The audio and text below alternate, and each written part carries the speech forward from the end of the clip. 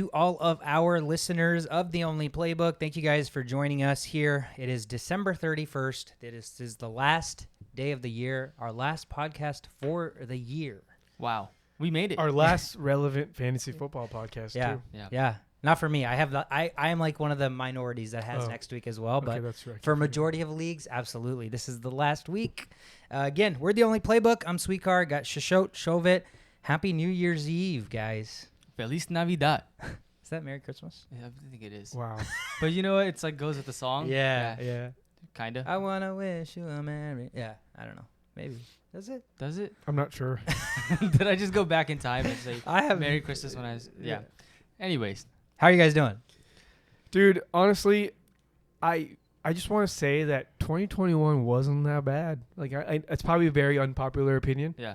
But I think this was probably like one of the best years of my life. So I hope 2020 just gets better and better. 2022? We going backwards? Wow. Yeah. First we go to Christmas. Now we're back at 2020. Yeah. No, I mean, given that 2020 was so bad, 2021 is like amazing. I mean, you know, you had all 2021 was definitely better than 2020. Of course. Sure. Of course. Yeah, I agree. Despite all of the outside noise, I think personally for maybe each of our individual lives, 2021 was fucking awesome. You got for engaged. Me. Got engaged. We started a podcast. Right. Yeah. Like a lot going on, you know? Yeah. So I'm happy for us. Yeah, it's been a great year. Yeah. Let's keep it going. 2022 is around the corner. We have so much stuff already on the docket that we're so excited to bring to you guys, but we're going to keep it under wraps till it's time. So stay tuned, folks. Social media, if you enjoy our content, give us a thumbs up, give us a like, subscribe, tell your friends. The more you like and subscribe our videos, the more it gets put out to other people that may like the similar content. So that's how we can spread the noise and spread the love of The Only Playbook. Everybody that's followed us so far, thank you so much. All the people that have engaged in the giveaways. Again, shout out to Ben, David, Ashreya for winning the giveaway last week. Right. The Bitcoin giveaway. Yeah. So there's people that like I'll tell them about the podcast now that I'm just now meeting, and they'll tell me, I wish I would known about you from the beginning of the season. It's like, you know what? Next season we'll be back and we'll start strong. Yeah, and I don't plan on going anywhere in the off season. Yeah. We got to figure out how to get creative in the off season since there's not going to be actual football going on. But Facts. We'll figure that out. So again, appreciate all the support. Let's jump into it. I know we don't want to keep you guys too long. It's New Year's Eve and we all want to party as well. So injuries. Dr. Oja. Yeah, so we're looking at no more Lamar again this week. So Tyler Huntley is probably a must start in many people's leagues because a lot of quarterbacks are out this week. Justin Fields is out. Andy Dalton's back in, so that should help Montgomery, even though I feel like Montgomery's gotten to the point where it doesn't really matter. He's like the focal point of the offense, so those owners shouldn't worry too much. Teddy's not playing again after that concussion. Looks like his year's over. Jared Goff is still looking like he may not play this week. He got put on the COVID list, and not sure if he's going to make it. Tim Boyle should get another start. That should not matter too much because he gets DeAndre Swift back. He should be playing. I don't know how much of the game he'll play, but looks like he was able to play like 2 weeks ago. They're just like, this is our future. Let's not throw him into a season that doesn't matter. But looks like he's going to play this week. So those owners, very tough decision to make. Well, Dan Campbell said that they're, I think, letting him loose or cutting him loose, or as in letting him just have his carries and things like that. So good signs for Swift. For sure. And then Kirk Cousins on the COVID list. What's funny is like I literally predicted this week 1. I'm like, look, watch. What's going to happen is we're going to be ready for playoffs. Blah, blah, blah is going to happen. And then, like, Kirk Cousins is going to get COVID in the last game. So, here we are with COVID problems, at least for fantasy purposes. He's not going to be on your lineup. And they changed the rules, so he should be in your lineup next week, depending on how bad this COVID is for him. Plexiglass stock dropped substantially. Oh, yeah, for sure. Yeah. Jimmy G. Vaccine went up. Yeah. Yeah. Jimmy G is out. Most likely out. He's very doubtful. So Trey Lance will be starting for San Francisco as of this moment. James Conner is a game-time decision, so Chase Edmonds owners. I hope he doesn't play. Especially if you're in the finals. You're rejoicing right now. Melvin Gordon is injured. But he was limited, so he should be playing. That sucks for Javonte owners because Javonte was limited, but he was full practice. So I think a lot of people thought, oh my God, I'm going to get to use all of Javonte. But nope, it's looking like it's going to be splitting again. Damian Harris was on the injury report, but looks like it was like a management-related thing. So don't worry about that if you're a Damian Harris owner.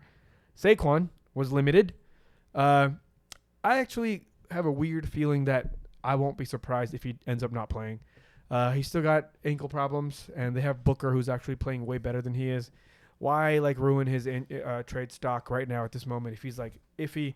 So if I was the Giants, I probably wouldn't play him, but looks like they're gonna play him. So, but I don't know how much they're gonna be using him. Jordan Howard has a stinger that made him limited. There's no Miles Sanders, so it's Boston Scott and Jordan Howard as of this moment. Jordan Howard has maybe a 40% chance of not playing. So go grab Boston Scott, at least for insurance purposes, because when you have a running back in the number one running offense that's playing against the Washington football team, you should probably start that person.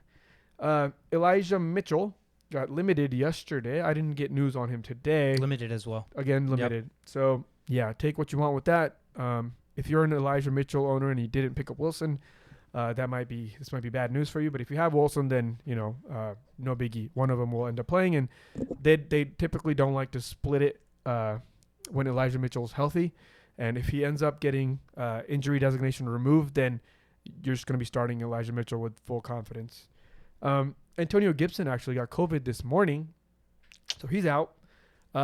Patterson, there's no other running back. Yep. The other dude's on the IR. McKissick is on the IR. McKissick's on the IR. So Patterson should be Next started. man up.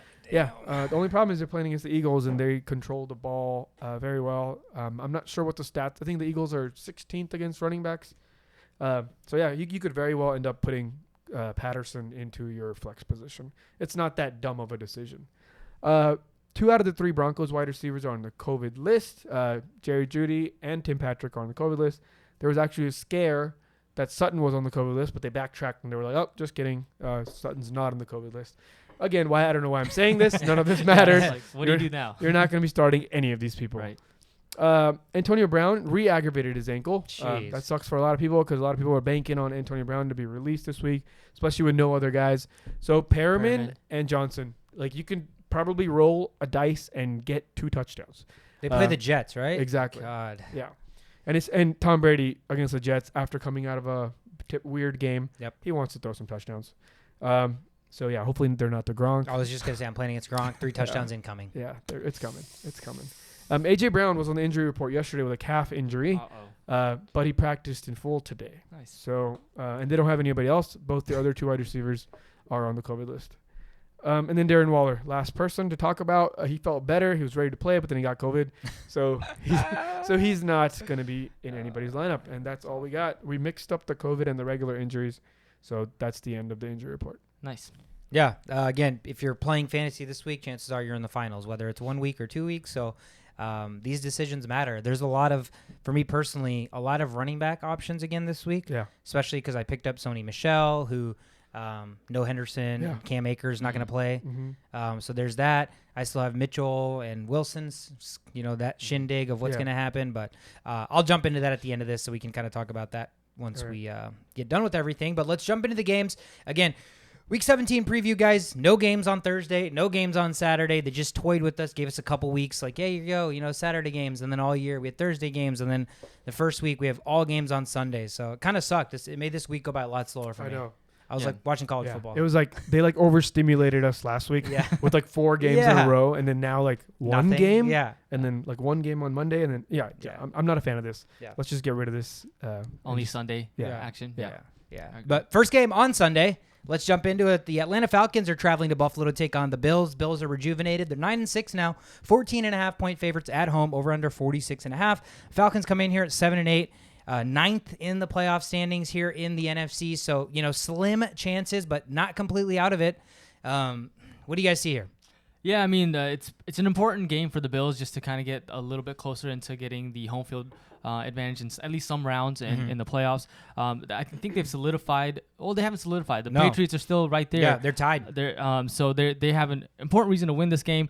But it's really hard to kind of say that the Bills are not going to win because their offense is rolling. Falcons are depleted in front of the receiver. We saw Russell Gage a little bit, but he's been kind of inconsistent. And without a solid running game that the Falcons have, I don't think that there's any way that the Bills can win this game. You mean Falcons can win this game? I mean, yeah. Bills. So the Falcons have a 19% QB pressure rate this season, which is the second lowest in the league. That's not going to fly well going against a player like Josh Allen, because if you don't pressure him, he's going to either throw it somewhere or he's going to run it somewhere. This isn't a pocket quarterback that even if he doesn't get pressured, he might make a mistake. If you don't pressure this guy, you're going to lose the game. And if you have second least in pressuring quarterbacks as a team stat, then you're probably going to lose this game. Also, other reasons you're going to lose this game, Matt Ryan has fewer than 2 passing touchdowns in 7 straight games. Playing against the Bills, scoring no touchdowns, not putting the pressure on the quarterback, and the Bills have won the last 16 games by 10 or more points. All of that screams a big fat L in Atlanta. Yeah. I mean, again, you're playing at Buffalo, home field advantage. Bills had a big dominant win in the division to get that top seed in the AFC in their division now, and so now they're sitting in 4th.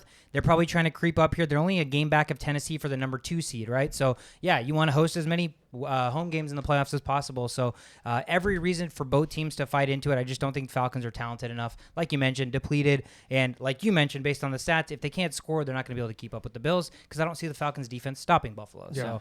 So the one thing the Falcons defense was historically good the last 2 years was run stopping. I think I mentioned like at least 6 or 7 times that they haven't allowed a 100-yard rusher. Yep. Well, the last 2 weeks they've allowed 100-yard rushers. So yeah, and now we're talking like the Bills get to use their weakest aspect. Yeah. They can run the ball against the Falcons. It's a big Singletary game. Dude, big. It's gonna be a big Bills game. Hey, guess who's playing against Josh Allen this week? Are you playing Josh Allen? Yeah. This is going to be a theme as we get through these games. The one guy you highlight is going to have insane games. Yeah. Trust me, I'm playing against him this week. That's unfortunate. Oh, Lord. Yeah. So, yeah, I think Buffalo should take care of business. They need to. They need to keep winning because the Patriots are right on their tail. They're tied right now, but Buffalo has the better in-division record. Next game on the board, the Bears are hosting the Giants here, a battle of 2 teams that are fighting for draft positioning at this point. Bears here at 5-10. Giants are 4-11. Chicago actually favored at home with Andy Dalton starting this week with no Justin Fields. 6-point favorites, over under 37. Vegas not expecting a ton of points. Any reason to believe otherwise? So actually, the Giants have the Bears first round pick in the next draft. So the Bears have no reason to tank. Yeah. And the Giants could have potentially the 5th pick. Yeah. And the 10th pick. So 10th being the Bears. Yep. And then 5th being their own. Yep. So if they beat the Bears, obviously that 10th pick from the Bears looks a lot better. Yep. But they lose that chance of losing their 5th pick. Right. So and it's like, yeah. It's either going to be, right now it's 5-10. If they win, it's like 7-8. Right. If they lose, it's like 3-12. Yeah. So it's, Yeah. I don't know how you play that. Maybe you just don't. You just go out there and try to win the game. Yeah. But in terms of the game, Giants are a pretty poor offense. They haven't scored more than 10. They've only scored more than 10 points just once in the last 4 games. Yeah. So, it's just going to be tough for them to continue doing that. And the Bears have a pretty good run defense. So I think that they'll be able to win this game. Bears win against the Giants. Yeah, the Giants are 22-57 since 2017, which is tied for the worst record in football. And they just got rid of Jason Garrett, which is probably like one of the dumbest decisions they've made all year. Their offense has been last to almost last. They're 32nd in passing. They used to be 25, 26. They got rid of Jason Garrett. Now they're 32nd. They got a lot of their players back. Kadarius Toney is kind of a sneaky start to sweep only because they're going to be behind a lot. I feel like in this game, Andy Dalton can still throw touchdowns. He might throw 2 touchdowns and 1 pick or whatever, but he can still throw touchdowns. And Giants need to find a way to figure this out. And with Saquon being kind of a iffy, kind of injured, kind of not getting the start. I expect the Bears to win this game. I don't think they're going to win it as strongly as we may think. Yeah. It's still the Bears, and the Bears still aren't that good of a team. They're 32nd on offense, 32nd in passing offense, so they're still going to be I'm expecting a lot of Montgomery dump-offs and Montgomery runs. And Cole Kmet, the Giants have allowed 9 red zone targets to tight ends in the last 4 games, which is tied for the most in the NFL. So if you're looking at a tight end out there that a lot of people aren't looking at, Colt Kmet could be a nice play here. Yeah, maybe a nice DFS like daily fantasy player play. But yeah, I mean, kind of echoing what both of you guys said. I think the Bears at least are functional. Like with Andy Dalton at the helm, you feel like an offense can be functional. Right now, the Giants have a carousel. They've been having a carousel at receiver. Saquon's not Saquon anymore, and then their quarterback carousel. Right? Who's starting this week? Mike Glennon, Daniel Jones. I mean, it's going to be like Jake Fromm and Mike Glennon. There's 3 teams in the NFL that are starting 2 quarterbacks this week. God. They have openly said We're going to be starting two quarterbacks. And How when does does that that ever work? work? Yeah, that's what I'm when saying. does that ever work? I don't know. This isn't college. That shit does not fly. I think this is kind of like a preseason game to these teams that I'm Yeah. talking about. They're just trying to get reps Yeah. into these guys. See what they have in the Yeah. backups and who kind of they can build. and in the that future. way you don't have to openly tank. Yep. That way you can be like, oh, I was just We're trying just out trying- yep. players. But Yeah, that's a great way to look at it. So kind of a meaningless game both ways. Some draft implications, some shifting there. But like you said, with the Bears not having the first round pick, they have no reason to tank. Yeah. But with no Justin Fields, it's like Andy Dalton's in there basically just as no future, right? I mean, it's kind of just like a one-game slot. So, it'll be interesting if you're a Giants fan or a Bears fan. Otherwise, probably not many people tuning in unless you have some fantasy implications there. Next game on the board, a lot better game, more implications, more offense is expected here. The Chiefs are traveling to Cincinnati to take on the Bengals. Bengals are 9-6 now. They've won some games that maybe people thought they weren't going to win. Looked really impressive. Joe Burrow had his historic day. But into town come the Chiefs. The Chiefs are 11-4. They're favored by 5, over under 51. The Chiefs have looked dominant the last, I don't even know how many weeks now, their defense especially. So the Bengals are going to have their work cut out for them because they are an offensive-heavy team. So it's going to be a offensive-heavy team clashing against the Chiefs defense that's been stout.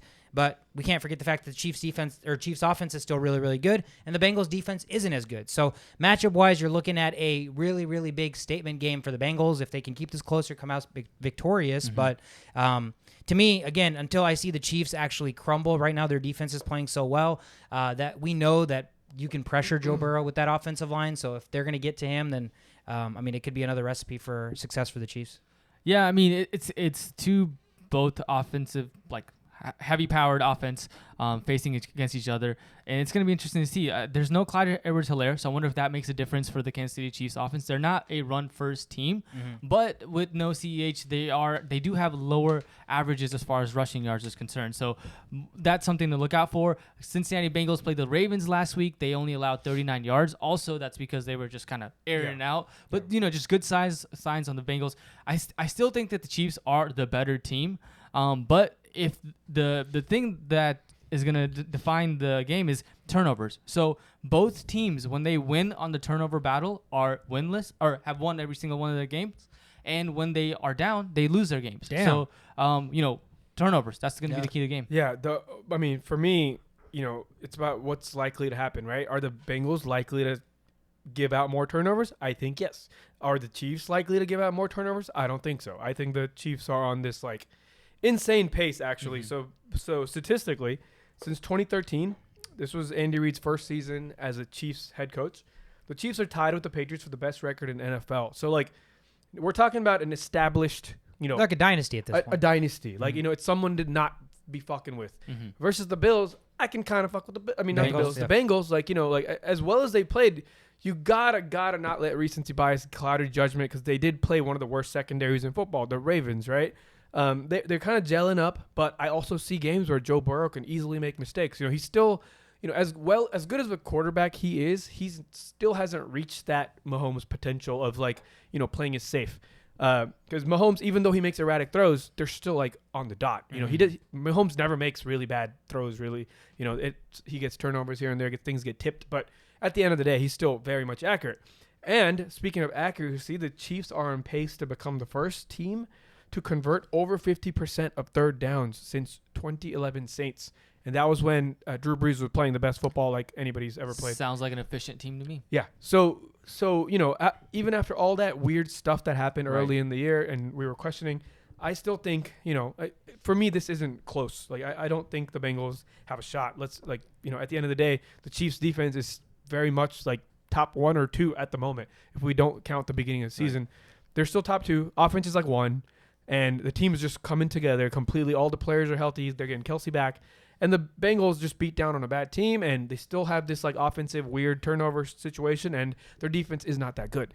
So, that 9-6 looks real nice, but then against the 11-4 Chiefs, I don't think it's going to be a close game. Yeah, I think so. I actually like the Chiefs -5 here. I know the Chiefs have a history of not covering spreads or playing games close, but I think the biggest thing is in those games that they've played close, it's always kind of been like a shootout or their defense lets up and keeps them in the game. But right now, because their defense is as good as they are, if they get a 2-score, 3-score lead, the Bengals, even though they're offensively firepowered, the Chiefs' defense isn't the type of defense to just let up. And we've seen that the last 3 or 4 weeks or 4 or 5 weeks now. So, it's a tough matchup for the Bengals. But if the Bengals, again, I'd be incredibly impressed to see the Bengals come out here and at least keep this competitive, if not. One thing that kind of gives the Bengals the edge is they've won 5 straight home games versus the Chiefs. I don't know how many of those are like recent, but just the last 5 games they've had at home, they have beaten the Chiefs. Yeah. Yep. If the Chiefs win, they get a first round bye. That's true. More so a lot to play for there too. Right. Yeah. Chiefs to go out and strong. Yeah, it's going to be one of the marquee matchups of the week. Let's kick it to the next game in Tennessee here. The Titans are hosting the Dolphins, who come into town red hot, winners of 7 straight games here at 8-7 now. Tennessee is 10-5. They're favored by 3.5 points. Over under only 40. The Dolphins are red hot. The Dolphins have put themselves in a position to, quite frankly, compete. They're the 7th seed in the wild card now, so they are, as it stands, in the playoffs. 0-7. Yeah, in the playoffs. So incredibly crazy start, and what a wild turnaround for the Miami Dolphins. It's hard to not get behind this team and root for them, but we said the same thing about Tennessee when they were running on their 6-7 game win streak as well. What do you guys see here in terms of Miami actually has a tough test on the road against a team that's, better record and, second in the AFC right now? Yeah, better record, and the X factor on the Titans side is A.J. Brown, who's going to have a matchup with Xavier Howard. So that's going to be interesting to see if A.J. Brown still has that game that he had last week against 49ers, because that was just a feed A.J. Brown fest. And I'm not sure Tannehill, with the pressure that the Miami Dolphins will force on him, will be able to go to that first option of getting the A.J. Brown. He may have to look other places as well. But I'm expecting Tua to see Tua throw balls more downfield than just 5 yards, right? Like half of his throws are just 5 yards, and they're to Waddle or Gesicki. Not even Gesicki. It's basically Waddle. all It's all Waddle. Waddle. It's all Waddle. And so Tua's is a good game manager, but he hasn't really proven himself to be like a really strong quarterback that can air the ball out. I think they're kind of like the script is to just dump the ball off. Yeah. And so expecting Tua to kind of get out of that shell and perform better in the sense, because that's what's going to lead them to success. Just a quick definition thing. So dump offs, I think there's a huge misconception of what a dump off is. A dump off is when you've went through your progression and you dump it off to the guy closest to you. That's a dump off. Right. A dump off is not when you see a short throw. When we just see short throws and we're thinking dump offs, but that was like scripted. The dump off is just the safest play on the field at a given time. I've just heard like all over the place that's a good point, because Tua he actually takes 2.5 seconds on average to throw most of his passes. So most of them are not dump offs. They're just scripted, first read scripted plays. Yeah. Scripted plays. For young quarterbacks, they just try to get rid of them. They want them to not hold on to the ball too long. So yeah, that's probably what it is. But real quick, Xavier Howard is one of 2 players to allow a 0 passer rating on tight window targets this season. Damn. 0. That's wild. All right, you want to hear something wilder? Yeah. A.J. Brown is one of 3 players with over 100 passer rating for his quarterback when targeted on such plays. Wow. So the old, Corvette, unstoppable force meets an immovable object. So that'll be fun to watch. Yeah. And you know what's funny though? I think in these scenarios, the defense, when you have a shutdown cornerback versus a guy that is really good, shutdown that's a term. Yeah. Like you're a shutdown cornerback, like nothing's going there. But versus a guy who lets his quarterback throw him the ball and he catches it. You see what I'm saying? Like, 100%. You see what I'm saying? Like one is like the shutdown corners, he's in control. Yeah. Right? Because the receiver has to let the quarterback find him in the perfect spot on the perfect break. And when you're a shutdown corner, you're literally dictating where that's going to be. Exactly. So I think this kind of favors Xavier Howard. So we'll see if Tannehill has to go out of his comfort zone and throw more deeper passes or more like back shoulder passes, things that are not considered a tight window. Yeah. Yeah, that's an interesting matchup. I mean, that's a crazy stat to look at. And, you just think of shutdown corners like you mentioned. Like, there's shutdown corner matchups where the receiver can still have, like, 4 catches, 40 yards, or 5 catches, 50 yards, right? And I just think of, like, 2017 Xavier Rhodes when he was going against, like, OBJ, Julio Jones, like Antonio Brown, Mike all of the best of the best, and just consistently shutting them down. So, like, yeah, having a shutdown corner is completely next level for your defense. So, especially a defense that blitzes as much as they do, they have one guy on an island. Like, you're already covering the pressure aspect and one entire side of the field. So it's going to be an interesting matchup. Like you said, Tannehill might have to start looking elsewhere. Maybe get the tight end involved. Maybe we see some dump offs and check downs to the running backs. But nonetheless, two teams with a lot to play for there. Next game on the board, the Indianapolis Colts, another team that nobody wants to mess with. Currently the 5th seed in the wild card here in the AFC. At 9-6, they're hosting the Las Vegas Raiders. Raiders currently 8-7, tied with the Dolphins, who are 7th seed, but the Raiders are unfortunately 10th due to the strength of schedule and the win differential against in-conference opponents. So big test for them here on the road. Colts are favored by 6.5 at home. 44.5 is the over/under. Carson Wentz officially ruled out, or still a game time decision? Or do we know? I'm not sure. Okay, so yeah, I mean that's going to be a huge factor. He's able to come back Saturday. Okay. That's the earliest he can come back. That's due to the new COVID rules, right? Yeah, so best case scenario, he's activated on Saturday, which is tomorrow, which means he's ready to go for Sunday. But if he's not activated on Saturday, he'd have to be activated Sunday before game time. So I don't know how the timing is going to go. But what are you guys seeing? How are you guys seeing this game play out? I know we've talked about the Raiders all year. They play well against teams maybe that aren't that good. And there are times where their offense looks really great. But then you see big matchups where you're like, okay, let's actually set some expectations from the Raiders. And then they just consistently let us down. Yeah, that's the Raiders in a nutshell. I mean, you kind of gave it perfectly.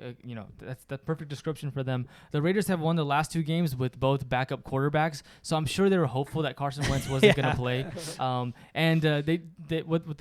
What you can do when you have backup quarterbacks is you can stack the box and maybe stop Jonathan Taylor, because that's going to be the key. How do you stop Jonathan Taylor? Contain. He's unstoppable. Yeah. At this point. I mean, we've talked about stopping Jonathan Taylor for a very long time now, since like week 6, right? And they've already started stacking the boxes. Yeah. Like that Arizona Cardinals, that's all they did. did. They had like 9 in the box a lot of times. And they did a pretty good job. At the end of the day, it was just Jonathan Taylor, I don't know what he's bad at. Like, usually when you stop a run, like allowing 30 plus rushes and 100 yards, that sounds like you were able to kind of contain him, right? Yeah. But the problem with that is the defense gets tired when there's one guy running that many times and churning out yards. Like, that's not, now at this point, it's not just about Jonathan Taylor. It's about how Jonathan Taylor's like beating up the defense and they're just wearing down. So, I expect a game like that, and the Cardinals are so much better of a defense than the Raiders are. So, the Raiders might be able to hold him for a quarter or 2, but, we're talking like this is like a Derrick Henry type of situation where one thing goes wrong at any point in the game and he's going to make him pay. And also, even if it's Carson Wentz or not, Carson Wentz threw 12 passes the other day. A backup can come in and do that exact same thing. Mm-hmm. So, it doesn't matter. I don't think it matters who the quarterback is. If the Raiders are gonna Raider. If they're gonna fumble the ball or do some classic Raiders things, not score enough points early in the game and just let the Colts kind of take over. If they fall behind by second quarter, they're done, because then they're just gonna run the ball and get first down on every 3 runs, and then it's just gonna end. Yeah, no, it's going to be a tough matchup. The Raiders have limited running backs to less than 100 yards in the last 3 of the 5 games, so some good signs there, maybe to contain Jonathan Taylor. Yeah. But that's what it's going to kind of boil down to. There's some other good signs, but the sample size is hella low. Yeah. The Raiders have allowed the fewest rushing yards per game and second fewest total yards per game in the last 2 weeks. Okay. So like you did mention, though, it was against like a bunch of backups. Yeah. Backup quarterback. So we'll see if that plays a role, because they are facing the NFL leader in yards. So they're going to have to continue that streak if they want to win the game. Yeah. Guess who's playing Jonathan Taylor this week? I am. Yeah, you haven't, but I'm also playing against him. Yeah, me too. Oh, wow. Me too. Yeah. So that's interesting. It's another one. Let's take it to the next game on the board. I bet you guys will guess who I'm playing against in this matchup. The Patriots are at home. They're hosting the Jags. They're 9-6. The Jags are coming in town at Patriots 2-3. Yes, 100%. The Patriots are 16-point favorites at home against the Jags, who are 2-13. Over under 41.5. The Patriots have scuffled here lately. They are currently still 6th in the playoff standing, so they're still in the playoffs. But after being atop the division, they've dropped a couple of games down. They lost to Buffalo, and Buffalo now holds the tiebreaker. So the Patriots need to get back to their winning ways, and this seems like a good spot to get that done. Yeah, I mean, they were averaging like over 28 points per game when they were on that streak of like 6 straight wins or something like that, or 4 or 5. I don't know what. Something like that. It was really impressive what they were doing. But now, as of late, they haven't been able to. And what a perfect game to kind of reestablish yourself and get that offense going. So I just expect a bounce back game against the Jacksonville Jaguars. Who do they have? Like, no James Robinson. They've got this like guy. I don't know how to say his name. Carlos Hyde. They got Ogunbowale. There you go. Ogunbowale. Yeah. So yeah. tough. It's going to be tough, especially because Trevor Lawrence has thrown no touchdowns in 7 of his last 8 games. I hope there's people that listen to this every week. I want to believe there is, because that is a stat that we have said every single week. Since he didn't throw for three games in a row. And it's insane. That's more impressive than like breaking the touchdown record. I feel like it's harder to throw 0 touchdowns. As a quarterback? How is that that's possible? always losing? Yeah. It's definitely harder. No team has given him a garbage touchdown. But that being said, nothing will make me happier than Trevor Lawrence throwing 3 touchdowns and beating the Patriots. Oh, that'd be awesome. Nothing will make me happier. That would be amazing. 16-point favorites for the Patriots. They're just going to get back to their running the ball. Their defense, is going to play immaculate at home. They need a win. The Jags aren't the type of team that I would be like, hey, here's an opportunity for an upset. They just don't have it. Their only upset against Buffalo was because Buffalo was so fucking atrocious. The Jags did nothing. So, yeah, I mean, there's really not much hope here for me for the Jags. And, I mean, I'm just expecting Ogunbowale runs for 300 yards and 3 touchdowns. Exactly. He's the future all of a sudden. Yeah, it would have to be something like that. But Patriots defense, I expect to feast, absolutely feast at home. Oh, God, I hope not. The next game on the board here, the Tampa Bay Buccaneers are traveling to New York to take on the Jets, Tom Brady's familiar foes from his Patriots days. Buccaneers come here 11-4. Jets are 4-11. Tampa Bay is favored on the road by 13 points, over under 45.5. Why is this game intriguing, Shishot? So, there are 2 people in this game with the same birthday date, not the same year, but the same birthday. It's August 3rd, and one of them is Zach Wilson, and guess who the other person is? Tom Brady. That was a really quick guess. Wow, how did you know? How would I know? But so it's August 3rd? Yeah, August 3rd. So it's the battle of the August 3rds. Yeah. Like, who's going to take the better August 3rd? I mean, I'm pretty sure Tom Brady's had more August 3rd. I'm pretty sure Zach Wilson could do everything in his power to have as good a career as possible moving forward, and it still would be Tom Brady's birthday. Yeah, that's absolutely true. Yeah, it's never your birthday, Zach. And what's funny is Tom Brady is 22-5 in his career versus rookies. So there's a chance. 5 games he's lost against rookies. Wow. That's wild. Okay. What about I wonder if we have a Tom Brady's birthday record. Oh, I mean, I don't know. I'm gonna guess 4-0. Yeah. How many? Yeah, because wins how many years does a game even fall on his birthday? Never. He's that old that he could have multiple games. No, on it his never birthday on does. Sunday? August 3rd doesn't have games unless you're preseason games. Oh yeah, you're right. Oh yeah, there's never been a game. Yeah, no. Oh yeah. Yeah, what the fuck? That was the dumbest thing I've ever said. All right, moving right along. Yeah, I mean, I honestly, Tampa Bay here on the road. We talked about the decimation of receivers. Big Gronk day on tap is what it seems like. Rojo's still there. Not happening. Gronk is going to do nothing. 6 catches for 62 yards, Gronk. God, I would be so happy. That's 12 points. Yeah, take that. That's fine. I'd gladly take that. Take his 12 points. I got Dalton Schultz will give me a touchdown. Yeah. Anyways. George Kittle on that Trey Lance vibes. But yeah, I mean, there's really no reason here to believe that the Buccaneers can't take care of business. I know you mentioned Tom Brady has not looked like himself the last couple of weeks, but it is. I mean, you definitely, there's obviously a difference when like your top 3 receivers are out, right? Just like timing wise, practice, first team reps, etc. But the Jets defense is so bad, like they're not generating a lot of pressure. Tom Brady's going to get all day. So regardless of if these receivers are running great routes or not, eventually they're going to be open. So we're talking the number 1 passing offense versus the 32nd ranked defense. Right. They allow 250 passing yards per game. So that's more reason for Tom Brady to feast and kind of get back into normal GOAT self. Yeah, he needs to get his other receivers involved. You need to see what they can do. Yep. Yeah. All those guys, all those youngsters, this is the game to see. Not Gronk. Put Gronk on the sideline. Yeah, there's a real fear that the big-name receivers will not be available in the playoffs. Yeah. So you need to get what you can out of Tyler Johnson, out of Perriman. Yeah, Gronk. We already know what you've gotten from Gronk. He's gotten like 13 years of that And from he Gronk. could get injured, and this is not the type He's of game old. to Save abuse. him for the playoff. They have Yeah. Brayton, O.J. Howard. Exactly. Save Gronk for the playoffs. Yeah, it's I like that. Manifest that shit. The next game on the board, divisional NFC East battle here. The Eagles are 7th spot in the playoffs right now. As a Vikings fan, we need them to lose. They are traveling to Washington to take on the football team, who are 6-9. Philly is favored by 3 on the road here, over under 45. We need them to lose. That's kind of the main storyline. Yeah. Oh yeah. But I just don't see it. I've already eliminated the Vikings from the playoffs. Yeah. Like mentally, it's I kind of want to see an Eagles Colts Super Bowl. That's what I want to see. Wow, that'd be fun. It's gonna be the chances of that is probably the worst chance of any two teams making the Super Bowl out of the playoff contention teams.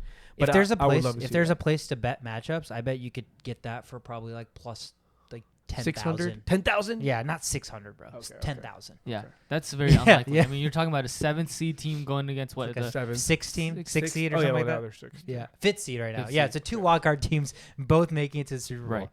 No, it's the Eagles have to win this game. They're in the 7th seed of the wild card in the NFC, and so more reasons to beat the Washington football team. They've already played them once, and Washington football was riddled with injuries due to COVID. They had to move the game to Tuesday, I believe, and all the things happened there. They get some of the guys back. However, I just don't think the Washington football team's defense will be able to stop the running game of the Eagles, nor will they be able to stop Jalen Hurts. I mean, that guy. What he can't do with his arm, he can do with his legs. The guy can run the ball, move the chains, give the team a chance to continue to drive. And so I'm going to favor Jalen Hurts and the Eagles. Yeah, it's very unfortunate for what's happened for the Washington football team. They started coming off with this crazy pace to, beat all these crazy teams, and it's just kind of just faded away because of COVID and all this stuff. And I don't think they're going to be able to regain that back, especially against the number 1 rushing team. When you have a team that's number 1 in rushing, that's like a what's it called? You're just imposing your will on them. It's like Thanos with a stone, and that's the rushing stone. Yeah. Once you're this good at running the ball, dude, there's a really good chance you're gonna be taking control of the ball, just move. You're gonna be playing the game at your pace when you're this good at running. And if it was another good opponent like the Tampa Bay Buccaneers, that may not work all the time. But when you're playing against you're playing against a team that's on pace to be bottom 5 in both scoring defense and total defense, and you're playing against the number 1 rushing team. This is a disaster for Washington football team. There may not be many 100-yard rushers on the Eagles. There's only been 2 all year. When you're the number 1 rushing team and you've only had 2 games with 100-yard rushers, that's insane, because that just tells you that you don't know who's going to be running this ball, and you don't know who's going to be holding this ball at any moment. So, yeah, good luck, Washington. With the decimated defense playing against the number 1 rushing offense, they're just getting bodied. Imagine just your linemen just having their will and just pushing them. And, it's got to take a toll on you physically, obviously, and then mentally. You can't do anything. Yeah. You're just going to get knocked down and just being Yeah, and I'm a firm believer in teams down the stretch that are playing against teams that have not a lot to play for. I mean, I know it's a divisional game. I know Washington can play spoiler, but the Eagles currently control their own destiny, right? So if they want a shot at the playoffs, they have to win. So I'm expecting them to at least put themselves in a situation to do so. And with being a run-first team, limiting those turnovers because you're not throwing the ball a ton, I mean, the recipe is there. Boston Scott's another free agent in our league for the finals. So, I mean... In our league? Yeah, in my league, sorry. Okay. In my league for the finals. So that's another guy I could possibly play. So I think you got to go get him. But once you know about my running back situation, it's so tough. Jeff Wilson, Elijah Miller, or... Yeah, we'll talk about it. Let's talk about it at the end. Next game on the board. Big game here. The LA Rams are traveling to Baltimore to take on the Ravens. The Ravens are on a downward spiral. 8-7 now. Rams come in 11-4. Rams are favored by 4.5, over under 46.5. Lamar trending towards not playing, which means another possibly Tyler Huntley show. But the Ravens are fighting for their lives at this point, right? They're 8th in the wild card spot right now, so they're right outside the wild card with the Dolphins right above them.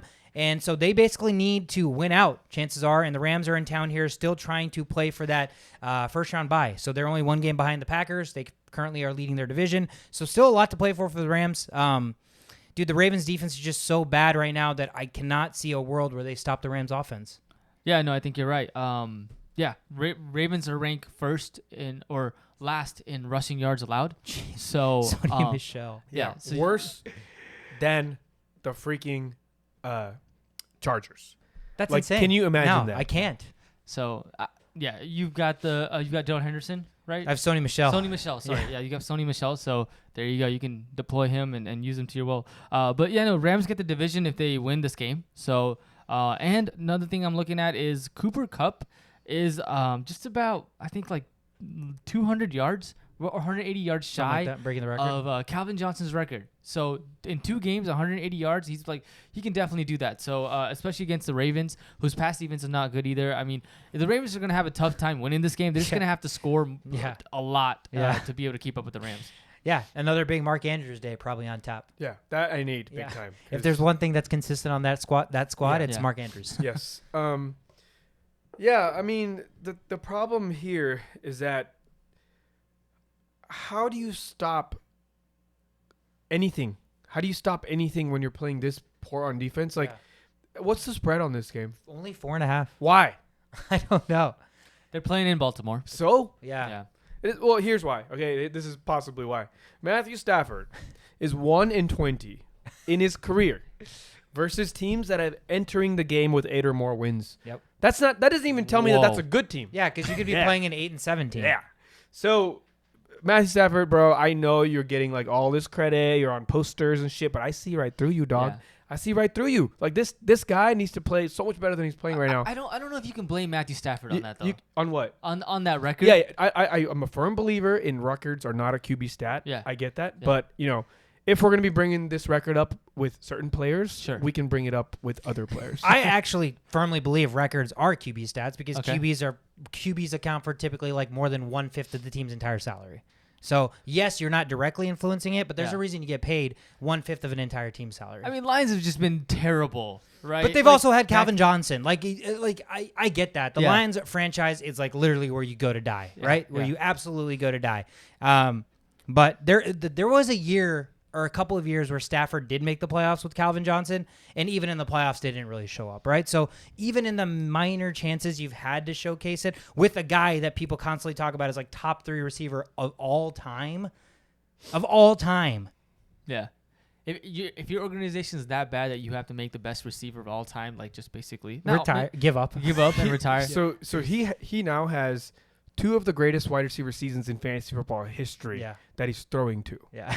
That's wild. Yeah. Anyways, so Matthew Stafford, bro, you're going to have to start not making these erratic defense. Like you can see when he makes bad throws. 100%. It's not tipped. It's not this. He just throws it right to the freaking linebacker. So like you can't do that.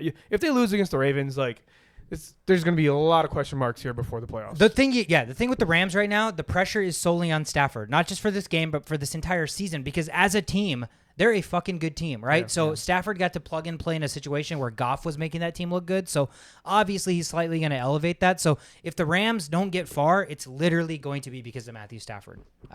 So we'll see. The Broncos are the next game on the board. They're taking on the Chargers here in LA. Chargers coming in at 8-7 after that porous loss against the Texans. Broncos here at 7-8. Chargers at home, favored by 6.5 points, over under 45.5. An offense against a defense essentially is the way I'm looking at this. But right now, the Chargers have really, really disappointed me. They had a chance last week to really solidify themselves in a possible playoff spot.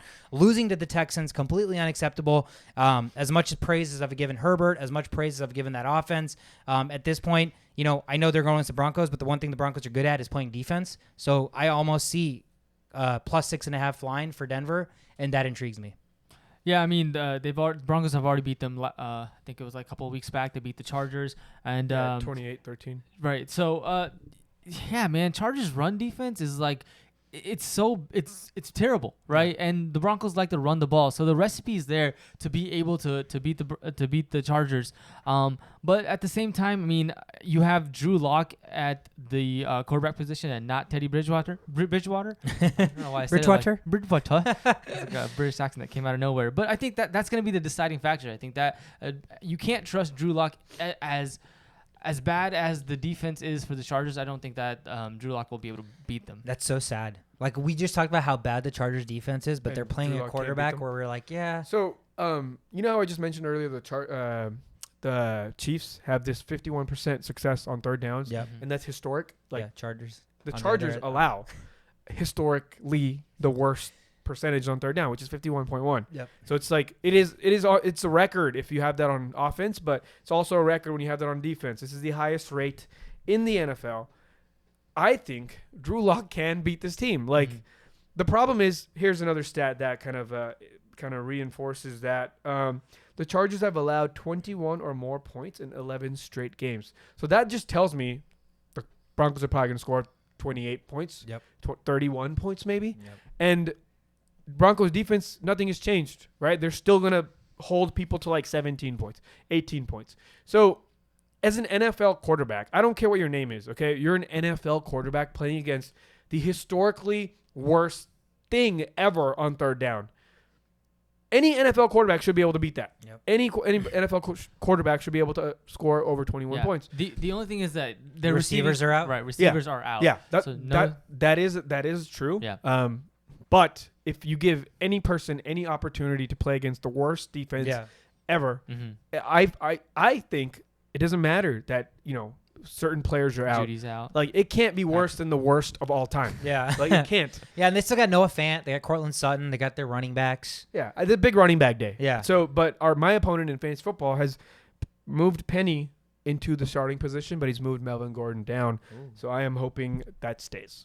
Interesting. Yeah. But yeah, man, I'm very disappointed in the Chargers. I feel like if they should have just taken care of business last week, they could have been in the playoffs. I want to see this offense in the playoffs at least, even though the defense is not playoff worthy. Like this is the Vikings of the AFC. Like you can see offensive firepower here and there. You can see this, but like you're not going anywhere. Like who are we kidding here? Who are we kidding? Even giving them a shot? Yeah. Like you might have Eckler, who's the best running back they've had since LaDainian Thomas. What's the product? What's the end game here? It's still gonna be the same shit. Like they're not gonna be able to beat good teams. Yeah, I just don't want Justin Herbert to be 37 years old like Phillip Rivers was and like barely have any opportunities. So like the younger he is, sneaks into the playoffs. I want to see him get experience so that it helps him build his own career. That changes the Chargers from being this fucking team from the last 2 decades that consistently just does not do enough. See. So we'll see. It'll be interesting. Next game on the board, the 49ers, 8-7 here at home. They're currently in the playoffs in the NFC. They are the 6th seed. They're hosting the Texans, who come in at 4-11. 49ers with Trey Lance starting are favored at home by 12.5 points over under 44. Is that too much respect on Trey Lance and not enough respect on our boy Davis Mills? Yeah, absolutely. Yeah, this is not fair. It's not fair. David Mills is playing the best out of any rookie quarterback right now. Right. Trey Lance hasn't even played a whole game at home, and you get that big of a spread after the Texans just won last week. Yeah. Like, come on. That's abuse. That's abuse. That's not cool. It doesn't make any sense. Trey Lance, when he was in, they started him against the Cardinals, right? And he didn't play well. And we just seen erratic throws from Trey Lance in the beginning of the season. I don't know why that the 49ers all of a sudden with Trey Lance have a 12.5 spread. That just seems outrageous. I would even take the Texans straight up and expect them to win the game against the 49ers because of no Garoppolo. Yeah. I would. I'd want to take that bet. But to be on the safe side, I'll just take the plus 12.5. But the money line is intriguing to me. So one funny thing about Jimmy Garoppolo, right?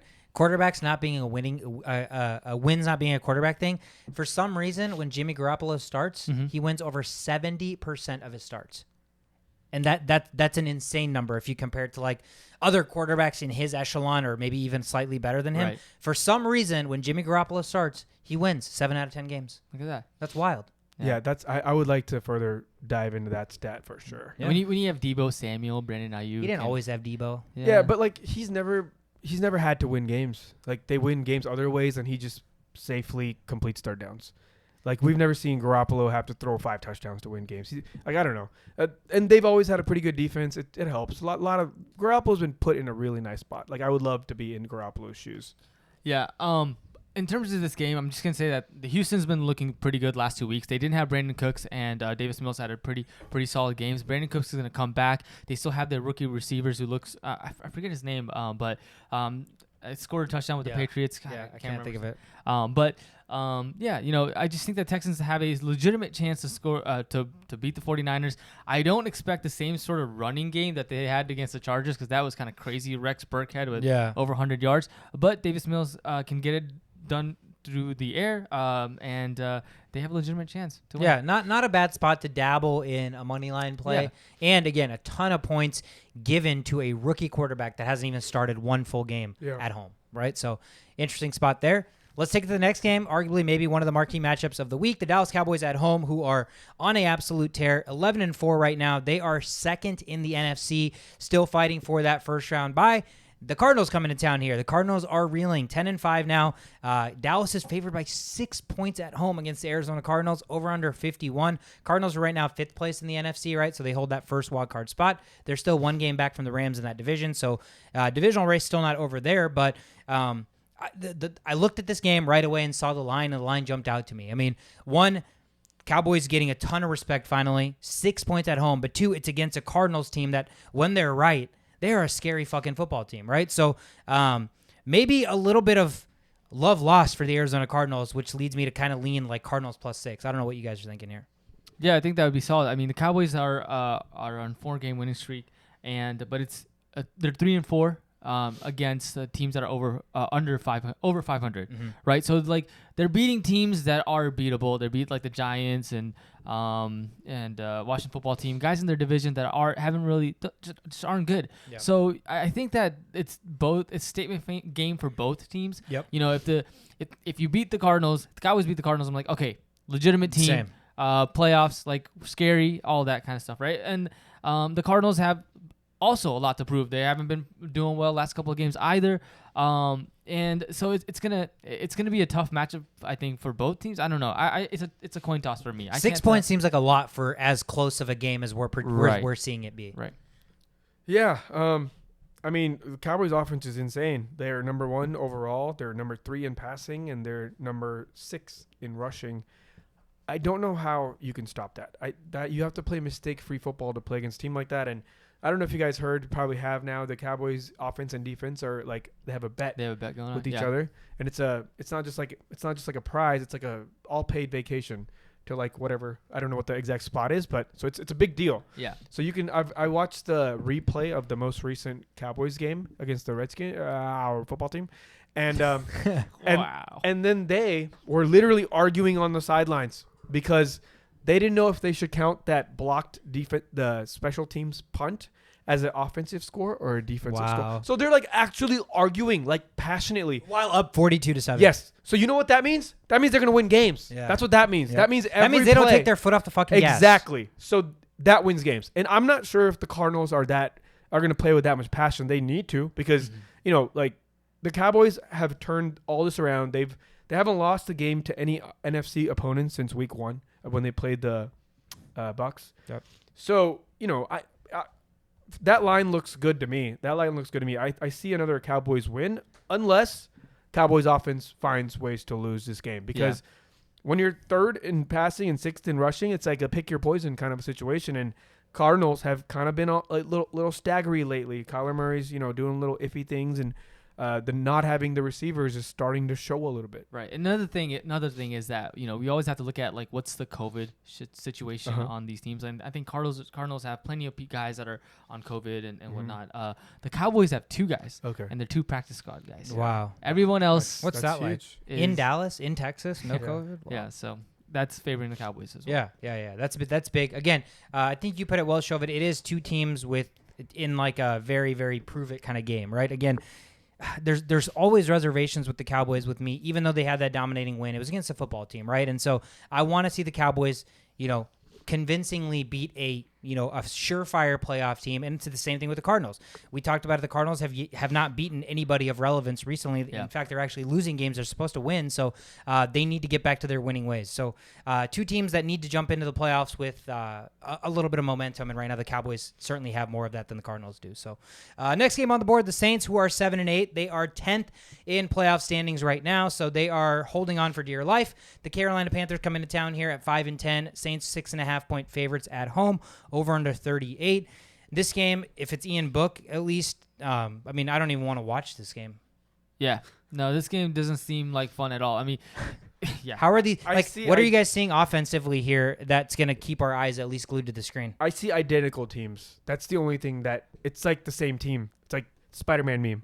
Like there's no Kamara. That's why I lean towards the Saints, because the Panthers don't have that X factor. They literally have no X factor besides DJ Moore, and he's been hobbled here and there. So the only thing here that can score lots of fantasy points is Kamara. There's no other thing on either side of the team, and they're both good defenses. That equals not very many points. So, I don't know who's going to win this game. I don't see it as very much like oh my God, the Saints are going to come in and destroy the Panthers, because the Panthers are similar in being, good as the Saints in the same thing the Saints are good at, and that's just defense. So it's seems like a very boring, not many mistakes on defense kind of a game for me, and I'm going to lean a little bit towards the Saints here. Yeah, I think once we watched that Tampa Bay Saints game, we were like, oh, the Saints defense, solid, right? 9-0, shooting out Tom Brady, amazing. Next game, they played the Miami Dolphins, and it was a completely different game. And I think that you have to kind of scratch that game from what you think the Saints are, because 21 of their guys are out. Yeah, no, I don't take anything away from the Dolphins are playing hella good football, too. You can't take that away from them either. And I think the Saints just have Tom Brady's number. I don't think that, I'm not gonna go all the way here or all the way there. I'm not gonna discount that Dolphins game, and I'm not gonna give them hella credit for the Tom Brady game. Yeah. I just think these are the obvious situations for why things played out the way they did. Sure. I still think the Saints have a pretty strong defense, and the only thing here is, again, COVID. Are they gonna get these players back? Yeah. And they've been playing without two of their tackles for half of the season now. So offensive tackles. Yeah. So that's really hindered Kamara's numbers too. Taysom Hill is coming back as well. Okay, so that should help a little bit. That's going to be an upgrade. To me, that's the biggest thing, right? Who's playing quarterback for the Saints? If it's Ian Book, all of a sudden 6.5 points, the Panthers looks good to me. Plus 6.5, right? Because that guy's not an NFL quarterback. He's terrible. Not good. He's just not good. And if it's Taysom Hill, then maybe that changes the script a little bit, just because he's at least competent. But you all know my feelings on Taysom Hill. So even that, to give them 6.5 points when that offense is still as incompetent as it can be, I don't know. That's interesting, but. The Panthers are in a disarray. We know that Matt Rule, has lost the locker room. There's really not a lot of positivity going on there. So when a team has that outside noise to come into play, then that kind of changes variables, at least from a football perspective. So, the Saints should win this game. They're at home. Quarterback, at least, is going to be the deciding factor, right? You could get all of your other players back, but if it's still Ian Book to me, I want the Panthers all day long. Yeah, 100%.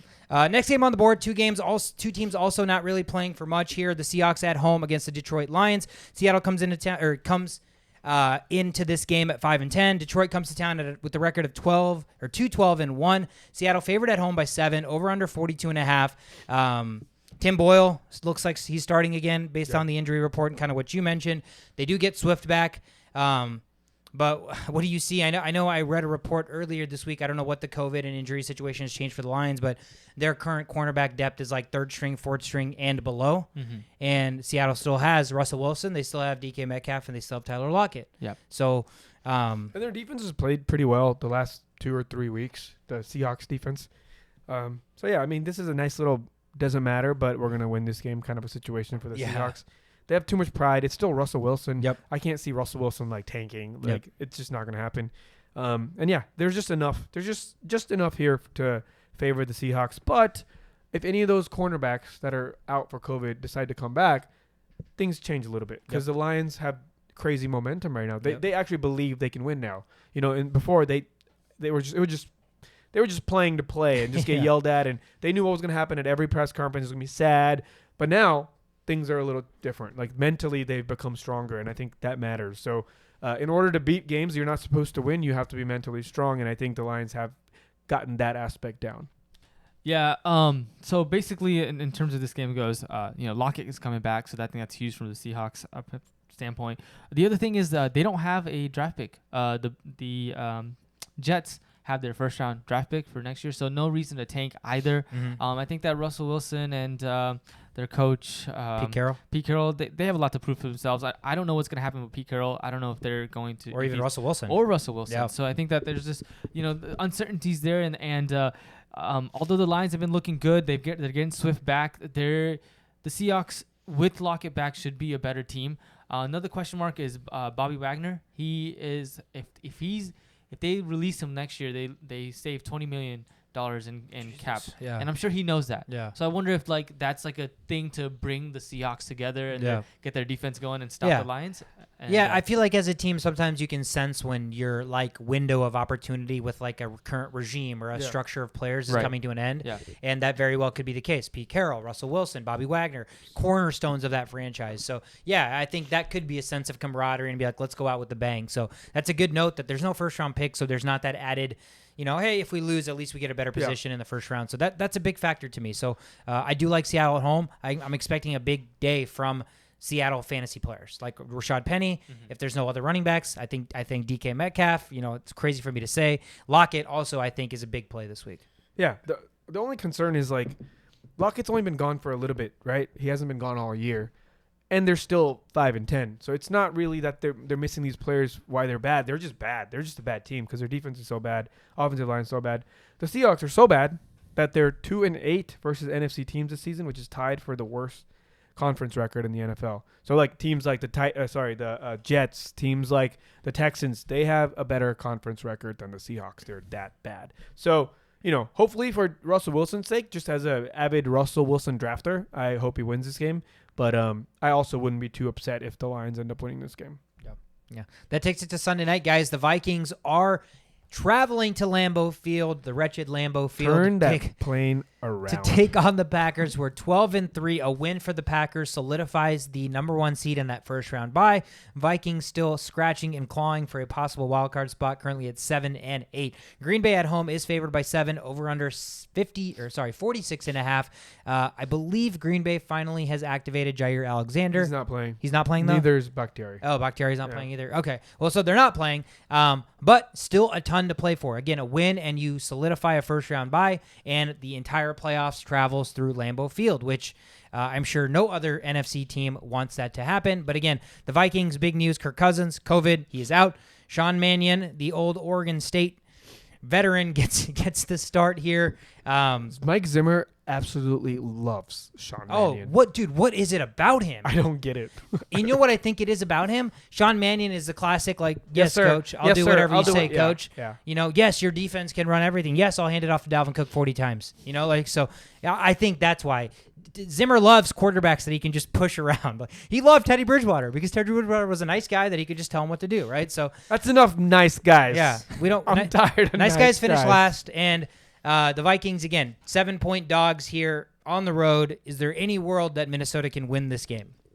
Yeah, there's some. I'm sure there's like a 15 to 20% chance that the Vikings win this 14. game. It's 14 It's through NFL.com. No way. Yeah. Oh wow. Good guess. Yeah, wow, 14%. That's amazing. I didn't even have that up. I didn't know.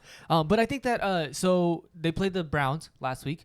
Nick Chubb got over 100 yards. They ran the ball often, and even with 4 interceptions, the Browns had a chance to win in Lambeau Field if it wasn't for that last play, right? The last interception. So I think that the Vikings, if they also kind of had that same sort of formula, run the ball, keep the possession. I know we've said that like often for teams that are like not very good, or, like are underdogs. Yeah. Same kind of formula, and I don't know what. There's an uncertainty thing with this quarterback. I've never seen him play, so there's hope. I think. I think the uncertainty and hope is from anybody who's not a Vikings fan. Because if you are a Vikings fan, you know what Sean Mannion is. So I guess you have to ask yourself.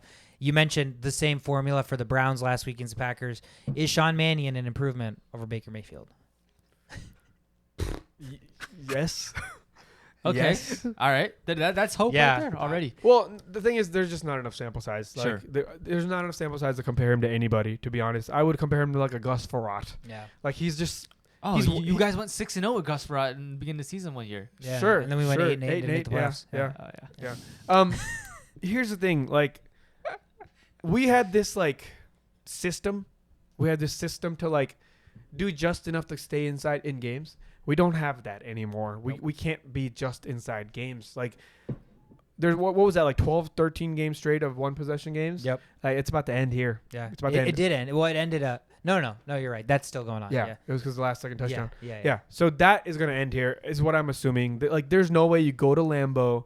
The last time this happened, it was a playoff game, and our starting quarterback got injured, and we had to use a fucking backup. Yep. Right? So, same thing. Like, Yeah. whenever things can go well, they don't. Yeah. They don't. The Packers are 7-0 at home. Yeah. No, I know. Sick. I know. It's gonna be Sick. tough. Just keep stepping on my face, why don't you, man?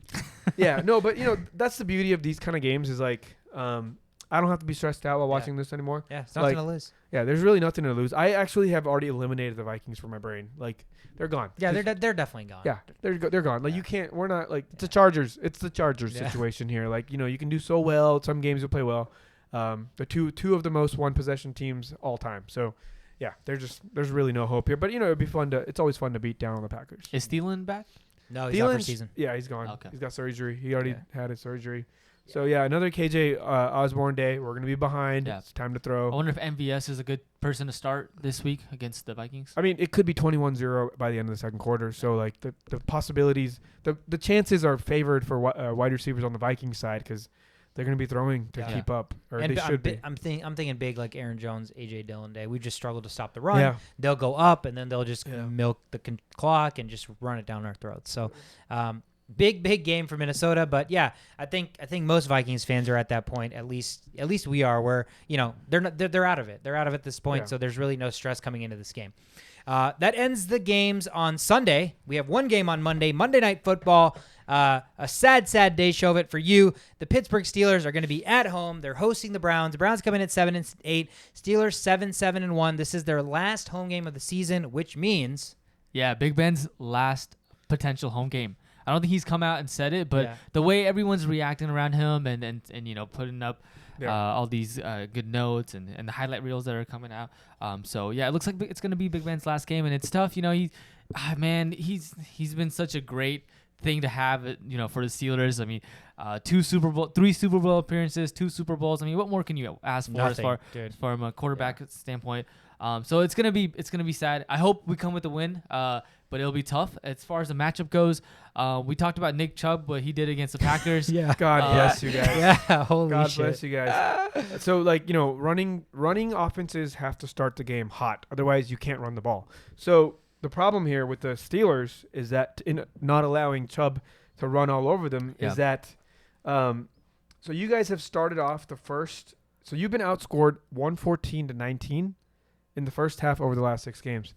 That equals Big Chubb Day. So you need to not let that happen in order to contain Chubb. Otherwise, it's just going to be Chubb unleashed all the time. If they're up at any point in the beginning of the game, then it's just a heavy dose of Chubb, and that's the last thing you want. Yeah, we beat the Browns in the first matchup, and that was due to great games by T.J. Watt and the line and being able to sack. It was like a 15-10. Yes. It was a close game. Right. It was a close game, and I think we recorded 4 sacks on Baker Mayfield and the Browns. And so, we need to capitalize on the times that Baker Mayfield does get the ball and throws.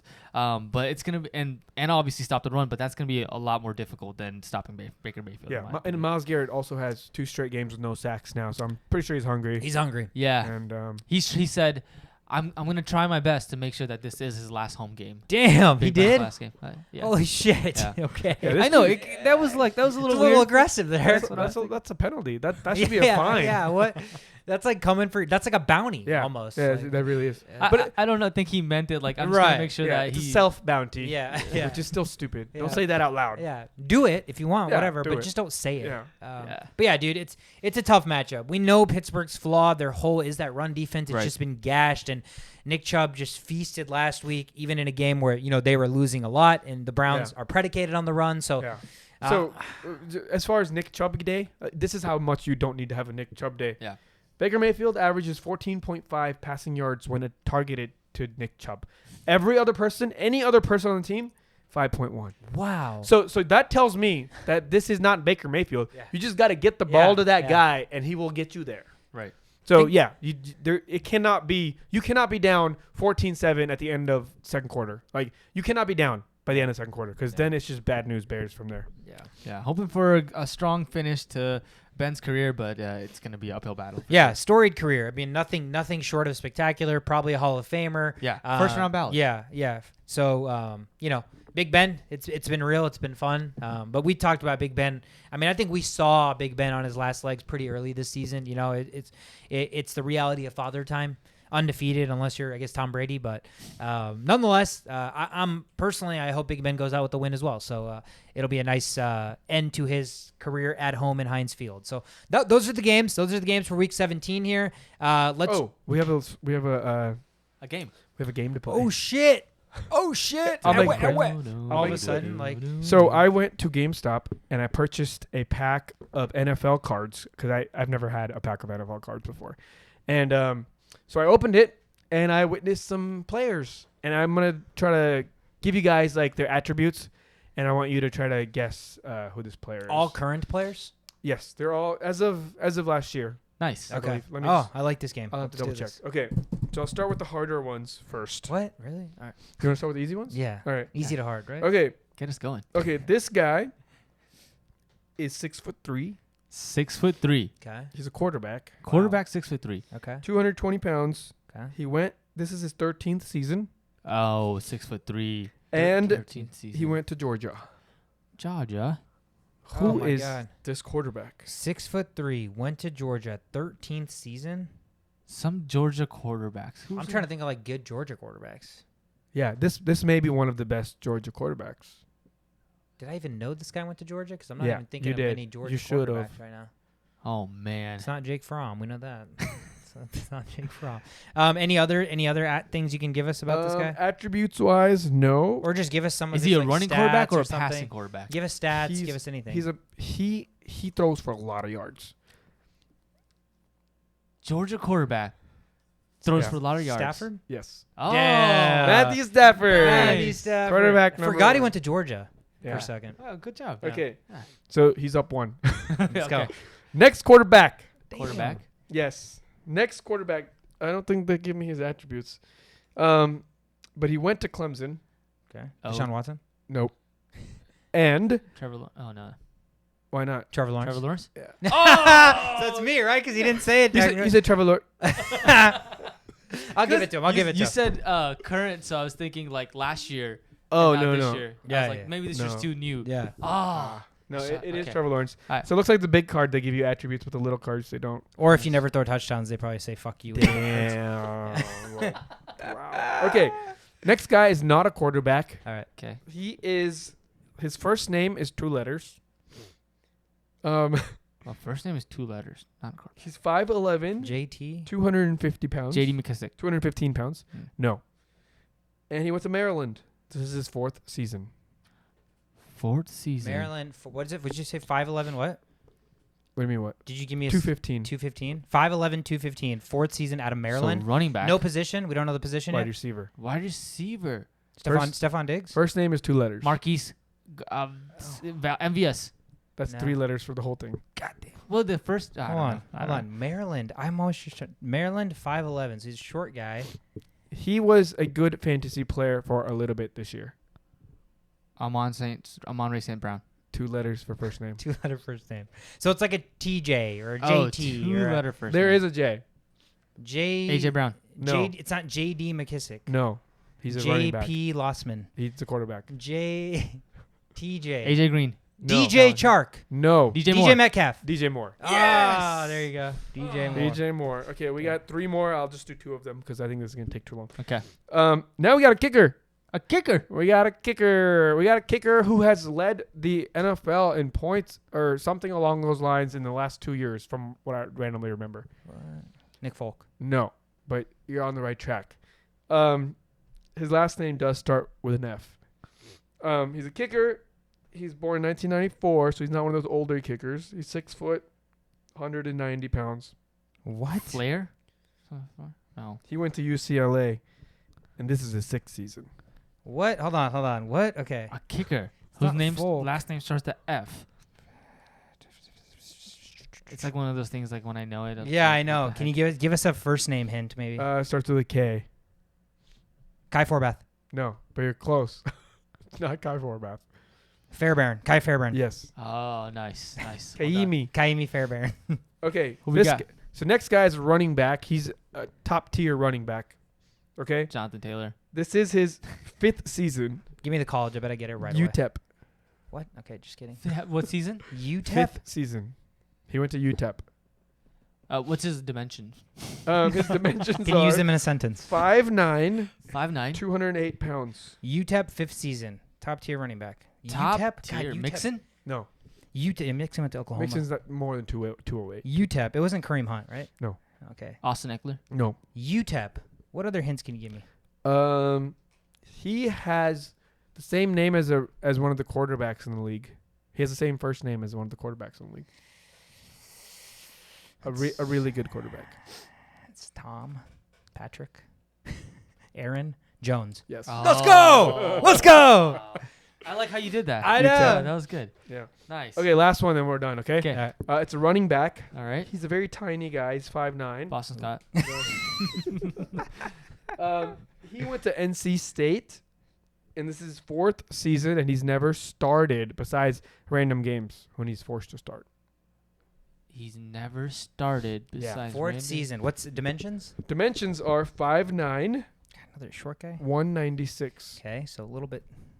And what school did he go to? NC He went State. to NC State. I would assume he's caught more passes than ran at some points in the season. Williams? No. It's not Eckler. No. He's more bad. NC State. God, why? I feel I should be better with that college. Colleges. That was that running back. Why the fuck I don't know that? NC State running back. 4th season. This guy is a tier 4 running back. Oh, God. Tier 4. My God. Wendell Small or something. Ronald Jones. We're on the right track with Wendell Smallwood, and Ronald Jones is that type of player, but he's smaller. He's probably faster than all these type of players outside of J.D. McKissick. Wendell Smallwood. Who else we got? Kenneth Gainwell. No. Okay, and the running back in front of him is a really good running back. Okay, so the starting running back is really good. It's not Kareem Hunt. Patterson? I keep going to Kareem Hunt. It's not Kareem Hunt. So his starter is really good. Yeah. 4th year, NC State. He likes to catch passes more than run with the Naheem ball. Hines. Yes. Let's go! Wow. Let's nice. Nice. All right. Well, that's the game. That was fun. That was awesome. We should get more cards. Yeah. And Yeah, we should for next year. We can start opening packs and we can get like sick cards that's and shit. true. That's What? true. that's cool. I like Um, that. Appreciate that game. That's a nice little wrinkle there. Hope you guys enjoyed that. Let's end the episode. Survivor picks, guys. 2 more weeks in Survivor pick land. This week, Shisho, you are first. You're 12-4. Shovit, you're second. You're 11-5. And I will be picking last, but I am 16-0. Ooh. Chasing that perfect season. Okay. So I have no idea what my Survivor pick is. Did I mention something earlier? Yeah, they said Colts. Yeah, I'll take that one. I like it. Colts against the Raiders. I don't like the pick, but there's nothing to win for me here, so Yeah. I'll just go with the Colts. I So like it. I need to go back and forth, and I don't remember, and you guys keep me honest. Have I picked the Patriots yet? You have not. Yeah, just take them. I know you want that. Fucker. Yeah, you want the Patriots against the Jaguars. Yeah, I'm going to take the Patriots. All right, fine. God damn it. All right, so since I can't take the Patriots, that leaves me with 2 choices that I've seen on the board. I'm looking at a Trey Lance-led 49ers at home against the Texans. Okay. Or I'm going to be taking my boy, Russell Wilson, and DK Metcalf and the Seattle Seahawks at home against the Lions. Yeah, give me the Seahawks. Give me the Seahawks. Seahawks? Yeah, I want Okay. the Seahawks. Sure you don't want Chicago? The Bears? Bears against the Giants? No, fuck no. I don't want the Bears. Give me the Seahawks at home, 12th man, Russell Wilson, DK Metcalf, Tyler Lockett's back, Pete Carroll's on his way Dude, out against the it's Lions. gonna suck so bad if DK Metcalf lets you down. Oh, even if he in drops the fucking- touchdown to lose, and then I lose this. That would be terrible. Then Yeah. you'd never draft him Oh, again. DK Metcalf would be dead to me at that point. I honestly can't even I don't want to be forced to draft him. Yeah, DK Metcalf could ask us to come on this podcast at that point. I'd say sorry, bro. See ya. You'd be like, no, but I'd be like, no, dude. I would probably schedule something. With them. You'd be like, yo, dude, let me DM you you'd on be the like, side. hey, you got Cooper Kupp's number by any chance? Hey, what about Tyler Lockett? Give us his number. yeah, right. But yeah, okay. So, Shot, you took the Colts, you took the Patriots, Shovit, and I am taking the Seahawks. 2 more weeks of Survivor picks, chasing that perfect season. That is the episode, guys. Again, it is New Year's Eve. We want to go party. Thank you guys for tuning in. Thank you guys for joining us. Thank you guys so much for all of the support that 2021 has brought to this podcast. Absolutely. First year we've done this. Could not be more grateful, and a lot of big and better things on the horizon in 2022. So hope you guys have a happy new year. We're the only playbook. We'll see you in 2022. It's a wrap.